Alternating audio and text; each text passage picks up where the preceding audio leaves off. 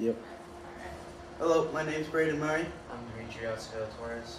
I'm Olivia, and this is Lab 7 Hardness testing. This lab used multiple materials and they were tested using the Rockwell B and C methods as well as the Brunel test.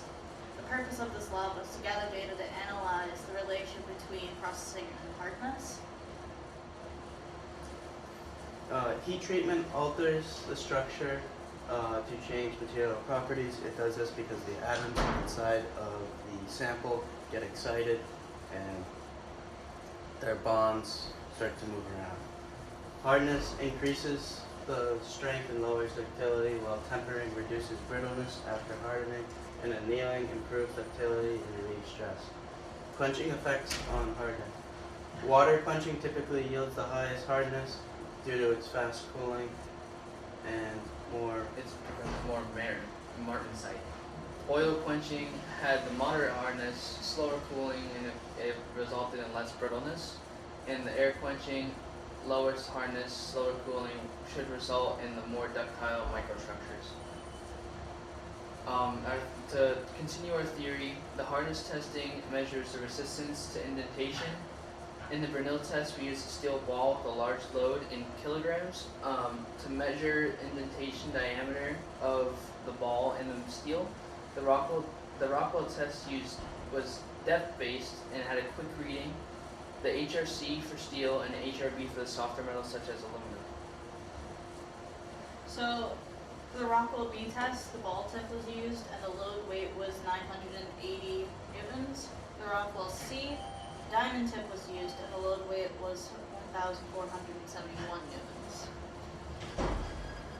The setup was quite easy.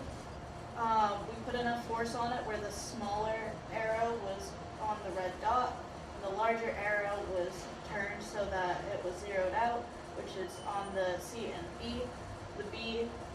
The Rockwell B is on the red and the Rockwell C is the black. The materials we used for this were the calibration plate for the Rockwell B, the 1018, aluminum 1045, the calibration plate for Rockwell C, the steel ball tip, and the diamond tip. This was our hardness data. We have here our materials, here our test, here the HRB or HRC depending on the test, our given values, and then our standard deviation of each sample. We took three measurements of each and averaged them out to get our values here. Here is our graph from MATLAB. Here you can see our standard deviation graphed in and our different values. Here you can see that on our HRB scale, quenched water came out harder than quenched oil, and it came out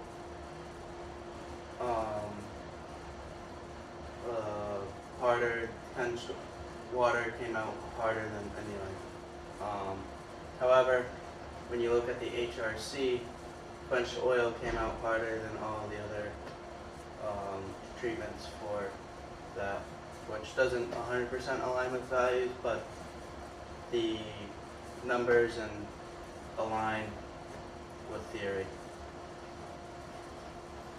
So in our resultant analysis, the Rockwell B test had trends where the 1018 untreated had a value of 95.8, which was the highest among the steels. The 1018 water quench had a value of 91.3, which is the highest, had a high hardness, and it was one of the fastest cooling. The 1018 oil quench had a HRB value of 53.9, which is lower hardness due to the slower cooling. And the 1018 air quench / annealed had a HRB value of 82.3, which is just right in the middle of being moderate hardness. In the Rockwell C trends, the 1045 had a value of 15.8 HRC. The 1018 oil quench had an HRC value of 21.8, which was the highest HRC despite being the lowest HRB. And the 1018 water quench had a value of 18.3, and the air quench had 15 HRC. For the aluminum, our HRV for the Rockwell was 62.5, and hindered but consistent. Key insights from our data led to water quenching increased hardness significantly. Oil quenching led to the highest HRC, suggesting deeper hardening, and air quenching / annealing reduced hardness due to slower cooling.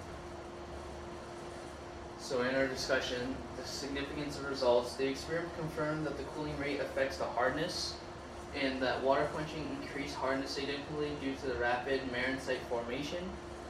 Air quenching produced the highest HRC, indicating that the hardening was deeper despite it having a lower HRB value than most of the other metals.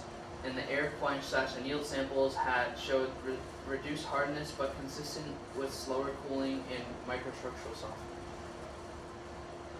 And to continue our data, in the discrepancies and uncertainties, there was high standard deviations in some data, like the oil quench HRB, which suggests possible inconsistencies or in quenching or surface condition. We tested the aluminum in both the Rockwell and Burnell, and they might have possibly yielded different trends due to the test sensitivity on softer materials.